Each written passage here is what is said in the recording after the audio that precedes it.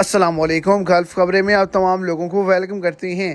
آج کی ویڈیو آپ تمام لوگوں کے لیے بہت ہی زیادہ امپورٹنٹ ہے اور ایک بہت ہی بڑی بریکنگ نیوز ہے، کیونکہ آج کے دن سعودی عربیہ کے مختلف شہروں کے اندر، مختلف ریجنز کے اندر بہت ہی بڑی ایمرجنسی جو ہے وہ نافذ کر دی گئی ہے۔ یہ کہا گیا ہے کہ کوئی بھی شخص جو ہے وہ اپنے گھروں سے بھی باہر مت نکلے، کوئی بھی شخص جو ہے وہ سفر بھی نہ کرے، کام کے ریلیٹڈ بھی باہر نہ نکلے۔ کتنا بڑا خطرہ جو ہے وہ کیوں ظاہر کیا گیا ہے، ویڈیو کی تفصیلات کو جاننے کے لیے ویڈیو کو اینڈ تک دیکھیں تاکہ آپ کو تمام ڈیٹیل کے اچھے سے سمجھ آ سکے۔ اور اگر اس چینل پر فرسٹ ٹائم ہے تو لازمی سے چینل کو سبسکرائب کریں، ویڈیو کو لائک کریں اور اپنے دوستوں تک اس کو زیادہ سے زیادہ شیئر کریں۔